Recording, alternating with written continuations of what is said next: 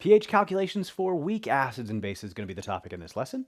My name is Chad, and welcome to Chad's Prep, where my goal is to take the stress out of learning science. Now, in addition to high school and college science prep, we also do MCAT, DAT, and OAT prep as well. I'll leave links in the description for where you can find those courses. Now, this lesson is part of my new general chemistry playlist. I'm releasing several lessons a week throughout the school year, so if you want to be notified every time I post one, subscribe to the channel, click the bell notification. All right, so we're going to start off with weak acids. We'll move on to weak bases, and you're finding that this really quickly, this is a much bigger pain in the butt than what we dealt with strong acids. So really quickly, want to review strong acids for just a second. So we looked at, say, 0.1 molar HCl in the last lesson, and it dissociated 100% into H plus and Cl minus. And because it dissociated 100%, we could very quickly and very easily rationalize that the H plus concentration, 1-to-1 ratio, is just going to equal 0.1 molar, and then the pH, which is simply the negative log of that, was equal to 1. And we can come out with a pH in like 10 seconds, 15 seconds. It is not going to be the case initially for weak acids in this case. So here I've got 0.1 molar acetic acid. So an acetic acid, unfortunately, does not dissociate completely. It only dissociates partially. And so the question is, how much H plus do you get? Well, I don't know off the top of my head, but what I can tell you is this. The H plus concentration does not equal 0.1 molar because it does not dissociate completely. In fact, we could take that a step further and say that the H plus concentration is going to be less than 0.1 molar. And in fact, we could take that even a step further and say that it's probably going to be considerably less than 0.1 molar, since a typical weak acid is going to dissociate less than 5% and often quite a bit less than 5%. All right, what that also means in terms of pH is that your pH does not equal 1. It's going to be nowhere near as acidic as 1. And so your pH in this case is going to be greater than 1. And just keep in mind this inverse relationship. As your H plus concentration goes down, your pH is going to go up. And so since we knew the H plus is less than 0.1, that means the pH is going to be greater than 1. But notice we've only said what it's not equal to, but we haven't actually come out with a plan to figure out what is the pH exactly going to be equal to. Well, it turns out we need a little more info.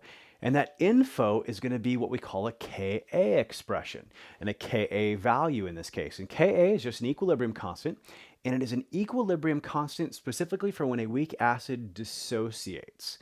And so in the case of acetic acid, we can see here, this is another way of writing acetic acid. The Ka value is 1.76 times 10 to the negative 5. So, and we're going to write this generically for any, kind of standard weak acid here. So in this case, instead of writing acetic acid, I'm just going to write this generically for HA, dissociating to give H plus and A minus. And some people prefer to show the water. We talked in a couple lessons ago that H plus indicates what we call naked protons, and it's so reactive that it probably doesn't exist in water. It probably actually exists as some form of H3O plus instead. And so you could also write this reaction as HA plus water, giving H3O plus A minus the conjugate base. And if we label our phases, got water is the only liquid, everything else is aqueous. And so the equilibrium constant for this generic reaction of a weak acid dissociating, that's what we refer to as Ka. And so for the top one here, we'd write H plus times A minus all over HA. If you did it for the bottom one, notice instead of H plus on top, you'd write H3O plus. We treat those as synonymous, H plus hydrogen ion concentration or H3O plus hydronium ion concentration, totally analogous, totally equivalent. And in this case, we'd leave the water out anyways because it's a liquid, and no solids, no liquids in your equilibrium constant expression. So just products over reactants. So this is generically a Ka. If you did this for acetic acid, instead of A minus, you'd have CH3COO minus. And instead of HA, you'd have CH3COOH. If you did this for, say, HF, then instead of A minus, you'd have F minus. And instead of HA, you'd have HF. So on and so forth. You should know how to write this dissociation reaction with or without water. And you should be able to write the Ka expression for any given weak acid I provide you, or anybody provides you. All right, so if you look then at this equilibrium constant, so an acid is measured as its strength based on how much it dissociates. The greater it dissociates, the stronger we say that acid is. And if it dissociates more, you're going to get more products. And if you get more products, that means you have a higher equilibrium constant. And so now we have a single value, the Ka value, that'll give us an idea of how strong this acid is, at least relatively speaking. And so here I've got three acids. I've got hydrofluoric acid, acetic acid, and hydrocyanic acid. And I've provided you with their Ka values. And from this, you could look at this and say, oh, HF is the strongest of these three weak acids. And HCN is the weakest of these three weak acids. So just by comparing their Ka values, we now have a measure, a numerical value that allows us to compare the relative acidities of all these different weak acids. So that's great. Earlier in the chapter, we learned how to, compare relative acidities for binary acids and for oxoacids and for the different acids in a polyprotic acid sequence, and that was very conceptual. Now we've got a numerical estimation for comparing any two weak acids as long as you know their Ka values. Whichever one has the higher Ka value is the stronger of those two acids. Okay, and it's this Ka value also that's going to allow us to calculate the pH in the end, but it's going to be a much bigger pain in the butt, as we're about to see here. So we're going to go back and do this for acetic acid, but I'm going to write this out generically. So instead of doing this specifically, I'm actually going to work it generically for any weak, we say monoprotic acid with just one H. Well, you're only going to be dealing with one H at a time in any example you see in this course. So for any weak acid, you can just use this generic expression. You don't actually write out your specific acid's dissociation reaction. You can keep it generic, and the calculations will work the same way every time. Let's take a look. All right, so the first actual calculation we're going to perform is to find the pH of a 0.1 molar solution of acetic acid. And I'll write acetic acid generically like this. I'll abbreviate it this way. The Ka is given as 1.76 times 10 to the negative 5. That's also provided. It had to be provided, as we'll see here. And in this case, it's going to be a little bit pain in the butt. And just again, one more quick reminder. Again, if you've got a strong acid, it's going to dissociate 100%. So if we had 0.1 molar HCl, well, that means you're going to end up with an H plus concentration of 0.1 molar, and you'll just simply take the negative log of 0.1 to get the pH, and it's going to simply equal 1. So life is good. Strong acid. Really easy. So you know it dissociates completely, and that makes figuring out how much H plus you have in your solution really simple, really straightforward. With the weak acid, not so much. It doesn't dissociate completely. Finding out how much H plus you have, it's going to be a little bit of a process. It's going to reach some sort of intermediate equilibrium, and we're going to use one of those ice tables, one of those ice charts to figure out how much H plus do we have at equilibrium. So the whole goal of setting up the ice table and everything is, if we're doing a pH calculation, is I need to know what goes in that box right there, the equilibrium concentration of H plus. And once I find whatever goes in that box, that'll be the H plus concentration at equilibrium. I'll take the negative log to get the pH. So a little more of a process, much bigger pain in the butt to find the pH of a weak acid as compared to the pH of a strong acid. However, once we do this the long way once, I'm going to show you a shortcut as well, and we'll find out that in the end, for most weak acids, there is a shortcut that's actually not too much longer than this, but it is a formula that you're probably going to have to memorize, but we'll get there eventually. All right, so in this case, we're going to set up this ice chart. We're initially starting off with a 0.1 molar solution of acetic acid, and again, we can just use the generic reaction for any weak acid. So the initial concentration of the weak acid is 0.1, and before it dissociates, you don't really have any H plus or any A minus. Now, technically in pure water, you do have a little bit of H plus, 10 to the negative 7 molar, but we're going to round that down to 0. It turns out that the amount of H plus we're going to get in this reaction is going to be much more significant than that. That's to the point where we can ignore that 10 to the negative 7 molar. All right, then the change, when this dissociates, it's got to go right because we only have reactants, we don't have any products. So we'll get minus X here, plus X here, plus X here. 0.1 plus a negative X means at equilibrium, we'll have 0.1 minus X concentration, 0 plus X, X concentration, 0 plus X, X. And lo and behold, we're trying to solve for X because X will equal the equilibrium concentration of H plus. And once we find that, we'll take the negative log to get the pH. But it's going to be a little bit of a process here. So we've got our Ka expression, and the Ka expression, don't forget that it's implied, we don't usually write it, but it's implied that these are the concentrations at equilibrium, which is what are in these three spots on our ice table. And so in this case, our Ka, which was given as 1.76 times 10 to the negative 5, is going to equal x times x all over 0.1 minus x. And then we run into our first problem. If I asked you what is the most mathematically correct way of solving this, you should say the quadratic equation. You should multiply this 0.1 minus x up to the other side. This becomes an x times x squared. And then you should combine all the terms on one side, set up your quadratic equation to solve for x, and it's going to suck. Well, we're not going to do that. So we learned one way of getting around the quadratic often occurs when you have very small equilibrium constant values. We learned this back in lesson 15.3. And so in this case, that's exactly what we have. All your Kas you're going to deal with are going to be small values because, weak acids typically dissociate less than 5%. So life is good in that respect.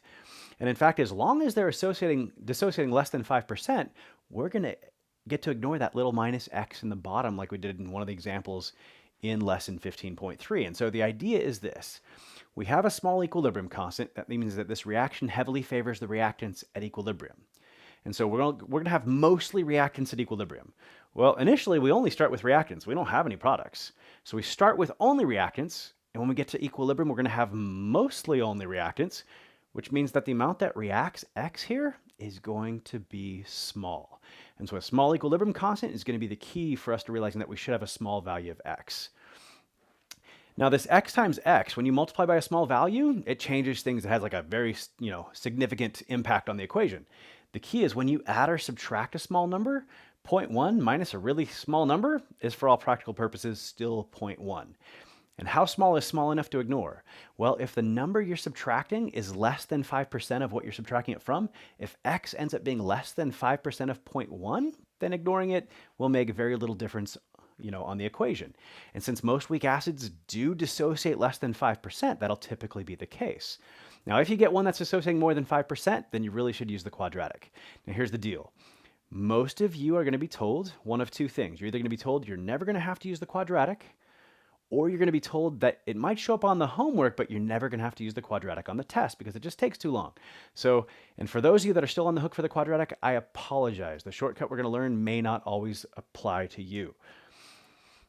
So, however, in this case, though, I'm just going to blanket assumption that this minus x is going to be statistically or mathematically insignificant. It's going to be less than 5% of 0.1 and won't have much bearing on the equation. And so ultimately, this is going to turn into x squared over 0.1 equals 1.76 times 10 to the negative 5. And then I'll multiply this side up by 0.1, and let's make that look a little more like a decimal point. And so we're going to get 1.76 times 10 to the negative 5 times 0.1 equals x squared. And then to solve for x from here, we're just going to take the square root of both sides and definitely going to take advantage of our calculator right here. So in this case, I'm going to take 1.76, 10 to the negative 5 times 0.1, which is 1.76 times 10 to the negative 6. You might have been able to do that in your head. And then we'll take the square root of that and get 0.0013, rounded to 2 sig figs here. Cool. And if you recall, our whole goal, we've gone a long ways through this process, but our whole goal again was to find this equilibrium concentration of H+, which just happens to equal this X value. So this is the H+ concentration. So, and in fact, it's also the A- concentration. And if you want to figure out what the exact HA concentration is, well, it's 0.1 minus that number, which is pretty close to 0.1. So 0.1 minus that small number is, for all practical purposes, still pretty close to 0.1. So in fact, again, as long as X was less than 5% of 0.1, ignoring it here in this case is a good idea. And in fact, if you take 0.0013 and divide it by 0.1 and times 100, you'll find out that it's just 1.3%, definitely less than 5%. And so whether you ignored this like we did, or whether you didn't ignore it and set up a quadratic and solved it, you get roughly, I shouldn't say roughly, you get really close to the exact same answer either way. All right, since that's your H+ concentration, we'll just take the negative log of this, and the negative log of my last answer in my calculator is going to be 2.88 or 2.9. I'll round it to 2.9.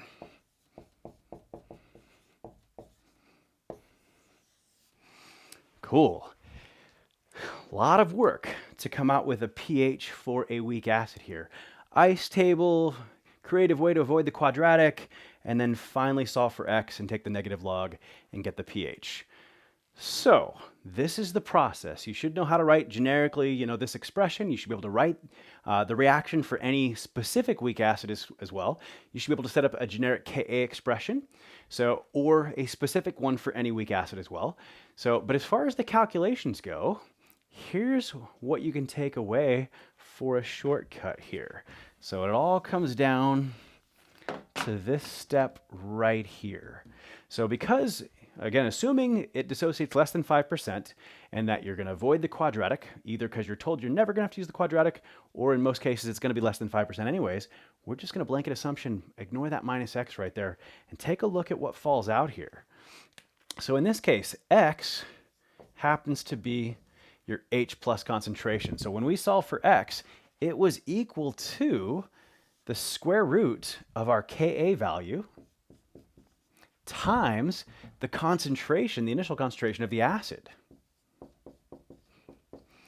And the idea, it really should be the equilibrium concentration that we plug in there. But again, as long as the minus x is statistically insignificant, well then approximating the equilibrium value as the same as the initial value, they're going to be really close because the amount that associated was typically going to be less than 5%. So that's kind of the deal here. So this is what this ultimately turns into. And for any weak acid, you can pretty quickly calculate the H plus concentration and then take the negative log and get the pH. You got to be told two things though. You need to know the Ka for the acid and the acid's concentration. But assuming you're provided with those two, you just multiply them together, take the square root. That gets you the H plus concentration, and then you take the negative log, and that's it. And so typically you're not going to be given this little shortcut, so it's something you might have to memorize, but worth your time to memorize because we can avoid an ice table and this lovely calculation and things of this sort and make it really quickly something that's only a little bit slower than solving for the pH of a strong acid. Strong acid dissociated completely, we could get the H plus really easy and then take the negative log. Well, now we have a little bit harder method, but not bad, of way of getting the H plus concentration of a weak acid. Ka times Ha square root. And then take the negative log and we're done. So not so bad for a weak acid once you get here. So let's keep this in mind as we take a look at the next problem. Okay, so if you're being asked for the pH of a weak acid, we now know a really good shortcut that will work most of the time, well over 90% of the time for most of you, if not 100% of the time. But what if the question is not what is the pH or something like that? So like this next one says, what is the Ka of a weak acid, Ha, if the pH of a 0.1 molar solution is 3? So this time we're given the pH. And so the idea is that the pH equals 3. And the big thing you're supposed to realize here is that, well, if the pH is 3, well, that means the H plus concentration is 10 to the negative 3 molar, same as 1 times 10 to the negative 3 molar.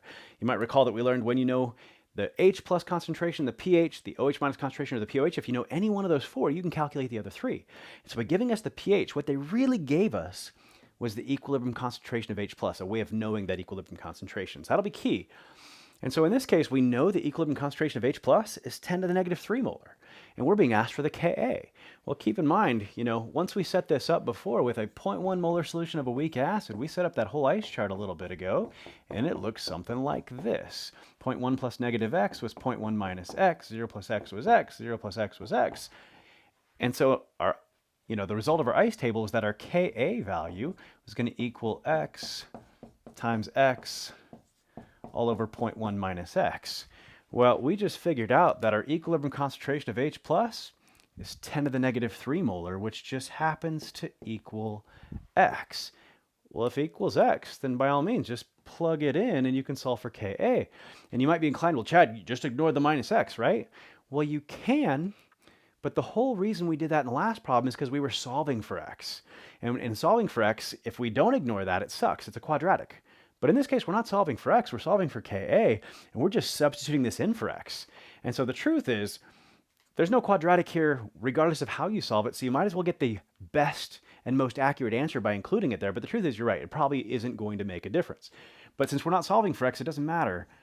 We're not going to have to solve a quadratic either way. So in this case, x squared would be 10 to the negative 3 squared on top, all over 0.1 minus 10 to the negative 3. And that's our Ka value. So let's take a look here. So 1 times 10 to the negative 3, so I'm plugging that into my calculator, and I will square that, and then I will divide that by 0.1. Oh, let's get my parentheses in there. 0.1 minus 1 times 10 to the negative 3. And I'm going to get 1.01 times 10 to the negative 5.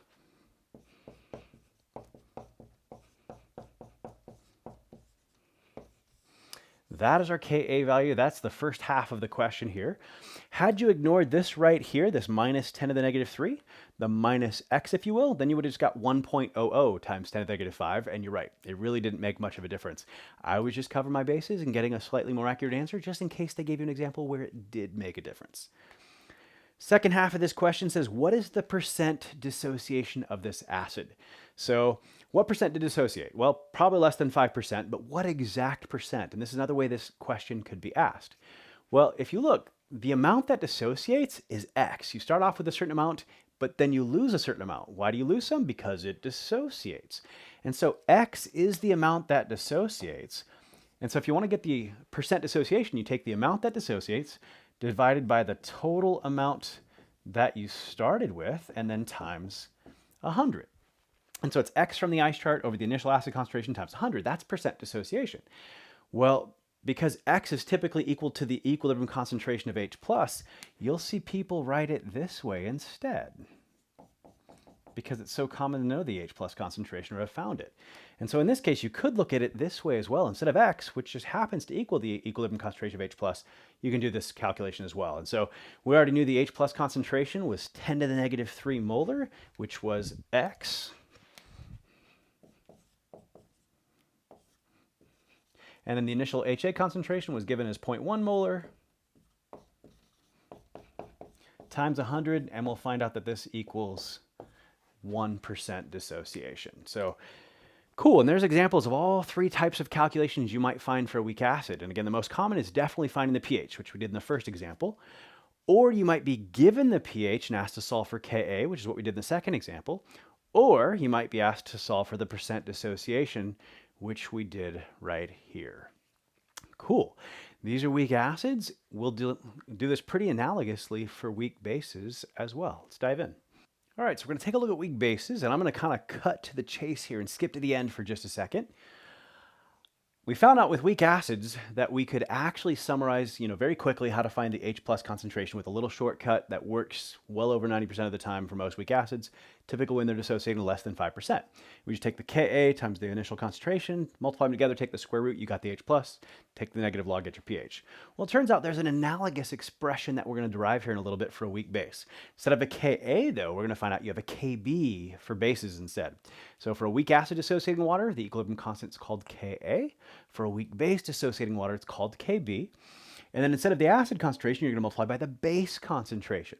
And when you multiply them together and take the square root, well, for an acid, you get the H+, but for a base, you're actually solving for the hydroxide concentration. And so when you take the negative log, you're not going to get the pH, you're going to get the POH, and then you'll have to subtract from 14 to get the pH. So just like we saw with strong bases, so you could calculate the OH pretty readily and take the negative log at the pOH, but you had one extra step compared to strong acids where you had to then subtract from 14. Same thing with weak bases. We'll have one extra step compared to weak acids. Now, how do we get there? Well, for a weak base dissociating water, you have to include water in the reaction. So Bronsted-Lowry's definition of a weak base was a proton acceptor, an H+ acceptor. And that's what the water's job is in the equation. It's where we're going to get the H+ from. If you don't include it, well, then where's the base going to get the H+ from? Well, I don't know. So has to be part of the reaction for a weak base. For a weak acid, we have the option to include it or not. But for a weak base, you got to include it. And so your base plus water, when you steal an H+ from water, you're going to be left with hydroxide. And then the base gaining the H+ is going to now have an H and a plus charge. So here's generic. So, but what you're going to find more commonly, instead of using B for base, the base we'll actually use is the conjugate base of the weak acid we just showed a little bit ago. And so the acid we showed was HA, and the conjugate base was A-.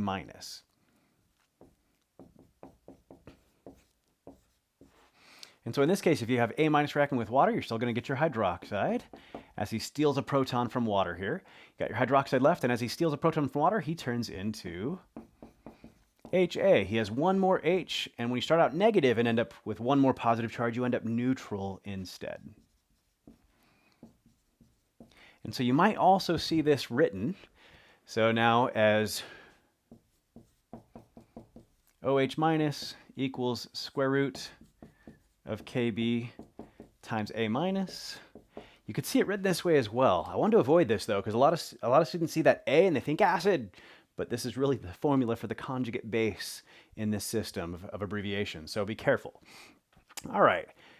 So this is our reaction for a weak base dissociating water. The equilibrium constant of this reaction is called Kb. Let's set that up. We'll have hydroxide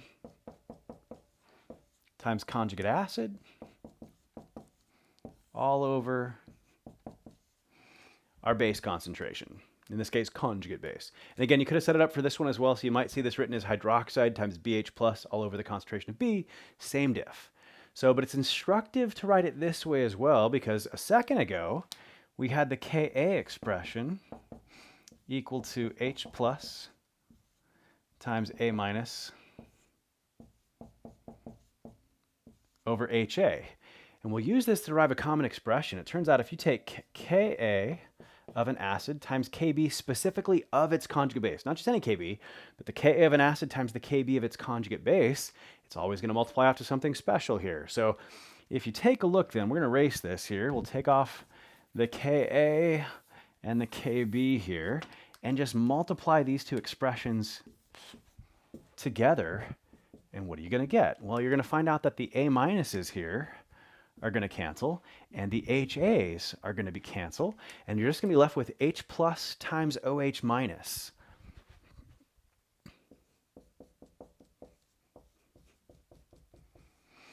So, and if you've already forgotten, H plus times OH minus equals Kw. 1 times 10 to the negative 14 at 25 degrees Celsius.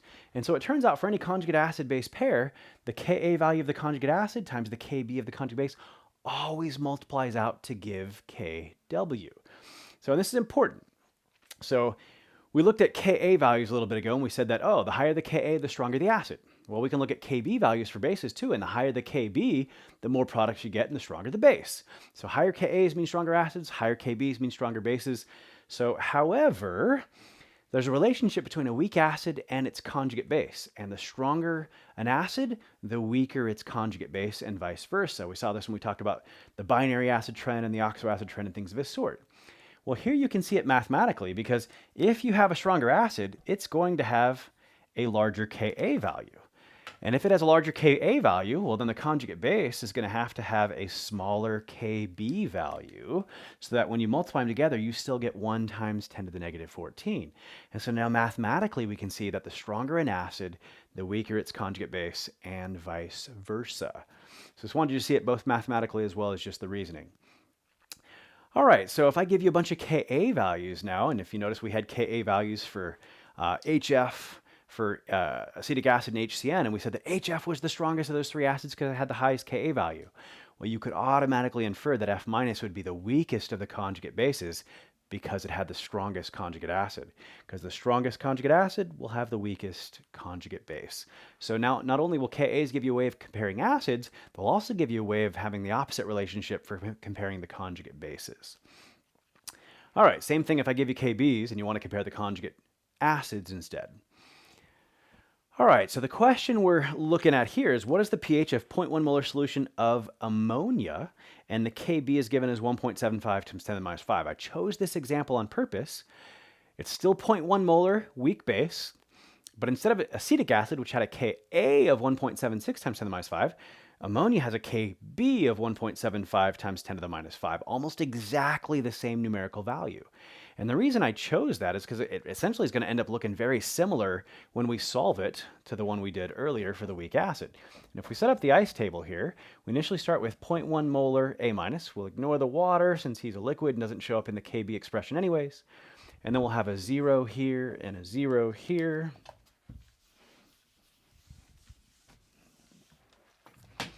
And then the amount that dissociates is going to be x, so minus x on the reactant side plus x on the product side. 0.1 plus a negative x is 0.1 minus x. This should be looking really familiar. 0 plus x is x. 0 plus x is x. But in the case of a base, bases don't produce hydronium or H+, they produce hydroxide. And the whole point in setting this up is for what goes in this box right here. And so what goes in this box, it turns out, is x. And when we solve for x, that is the hydroxide concentration. And we'll take the negative log, not to get the pH directly, but the pOH. And then we'll subtract from 14 to get the pH. All right. And again, if we set this up, then your Kb is equal to OH minus times HA all over A minus. And in this case, we're given that the Kb value is 1.75 times 10 to the negative 5. That's going to equal x times x. So x squared all over 0.1 minus x. And notice this is essentially the same equation we had for acetic acid a little bit ago. Instead of 1.75 times 10 to the minus 5, it had 1.76 times 10 to the minus 5. But the rest of the equation was identical. And as a result, we're going to get the exact same solution for x. We're going to do the same thing we did before. We're going to ignore the minus x here, knowing that most weak bases are going to dissociate less than 5%. So x will be less than 5% of 0.1. We know it will. We already solved this one before. And in fact, we're going to get the same value for x here. We'll multiply this up by 0.1. So we'll have 1.75 times 10 to the negative 5 times 0.1 equals x squared. We'll take the square root of both sides. Notice that's where our equation comes from. We have the Kb now times the base concentration multiplied together, take the square root. It gives us x, which is not H+, it's now OH minus, but it's still going to equal 0.0013 again. But now that doesn't equal H+, that equals OH minus. And so when we take the negative log and get 2.9, we don't get the pH, we get the pOH is equal to 2.9. And so if we want to solve for the pH, we got to subtract from 14. And 14 minus 2.9 is 11.1. So one extra step at the end to get the pH of a weak base. Cool. We did the whole ice chart. We set it up. Again, this is instructive. I think it's useful for you to know how to do this. But at the end of the day, you want to get to the point where for most weak bases, probably just going shortcut. You're like, well, they gave me the Kb, they gave me the base concentration. I'll just multiply them together and take the square root. And that's my hydroxide concentration. I'll take the negative log of that and get the pOH. And then I'll subtract that from 14 to get the pH. All right, we've got one more question here for weak bases. Excuse me. And that is, what is the Kb of a weak base, A minus, if the pH of a 0.1 molar solution is 10.2? This is probably the hardest question we're encountering in this section. So, but it really is not much more challenging than the analogous question we did for finding the Ka of a weak acid. But in this case, you're given that the pH is 10.2. So let's reason this out for a second. So the pH is 10.2. Well, that means what I really want out of this is I want what goes in this box. I want X, and X is the hydroxide concentration. How do I get there from a pH? Well, I can get there in a couple different ways, but probably the most readily available way to get there, or the easiest way to get there, is to subtract from 14 and get the the pOH of 3.8, and then to get the hydroxide concentration, which is going to be 10 to the negative 3.8. So, and you know what? That's not proper, but you know what? I don't care. It's not what I'm actually looking for. It's not going to be one of my multiple choice answers if I'm taking a multiple choice test, but 10 to the negative 3.8 molar. I could plug that into my calculator and have it tell me what it looks like, but I'm just actually going to plug that into my equation here. So we can see that our Kb is just going to be x squared over 0.1 minus x, where x just happens to be 10 to the negative 3.8. And so in this case, I'm going to take 10 to the negative 3.8 squared. So 10 caret negative 3.8 squared divided by 0.1 minus that value, which probably will be insignificant again, but again, I'm not solving for x. So by substituting it in, it doesn't actually, mean I'm not going to have to solve a quadratic or anything like that. So I might as well include it just to get a more exact answer. So 10 to the negative 3.8 squared divided by parentheses, 0.1 minus 10 caret negative 3.8, end parentheses, gets me 3.6 times 10 to the negative 14. It just seems so small that I didn't think it was the right answer. So, but in this case, we're going to get a KB value of 3.6 times 10 to the negative 14. We have a fairly weak base on our hands in this case. Cool. And this is how it works. Essentially, you know, one extra step for weak bases compared to weak acids. And this last one, again, for whatever reason, that one extra step is super tricky. It's an extra step at the beginning and the end. So, but this is what it takes. But at the end of the day, I want you to get to the point where for any weak acid or weak base, you're asked to find the pH, that you immediately think about one of these two equations. And so now, again, it really is an ice table and all this, you know, this process that we've learned how to do for equilibrium calculations. However, we now have quick ways of calculating the pH for a strong acid, dissociates completely, and a strong base, dissociates completely. But now also for a weak acid or weak base, we have a very quick formula that's going to work more than 90% of the time. And this is going to be important. You have to get really good at pH calculations. And one of the big things is that you're going to have numerous types of solutions by the time all of is said and done for calculating the pH. You might have it for a strong acid or a strong base, for a weak acid or a weak base, or you might have it for a buffer, or you might be doing a titration. And so half of the problem is going to be even realizing what kind of solution you have, and then what's the proper format for actually calculating and determining pH. So strong acid dissociates completely. You'll get the H plus concentration very directly and then take the negative log and get the pH. Strong base, you'll be getting the OH minus concentration very directly and taking the negative log and get the POH, subtract from 14. Weak acid, we got a formula for the H plus, and once you solve for that, you take the negative log and get the pH. Weak base, we have a formula for the hydroxide. Once you solve it, you'll get the negative log to get the POH and subtract from 14 to get the pH. And that's 4 out of the 5 standard type solutions. We'll deal with buffers in a little bit, and then we'll see that titrations turn into most of these. But again, buffers and titrations in the next chapter. All right, we've got one more topic to talk about in the next lesson. That's going to be talking about the acidity and basicity of salts. Now, if you found this lesson helpful, that thumbs up button goes a long way to making sure other students get to see this lesson as well. And if you're looking for practice problems on weak acids and bases, or acids and bases in general, or anything in general chemistry, my general chemistry master course includes over 1,200 practice questions, final exam rapid reviews. I'll leave a link in the description. A free trial is available. Happy studying.